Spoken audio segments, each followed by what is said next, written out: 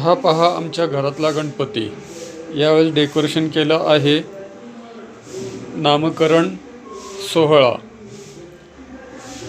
या इथे पाळण्यामध्ये बाळ झोपलेलं आहे, त्याचं नाव आहे स्वरूप.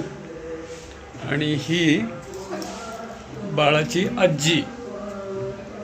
ही बाळाची आजी.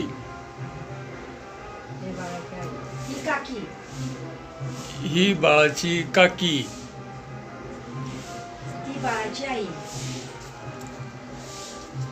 ही बाळाची आई. हा गणपती बाप्पा मागे.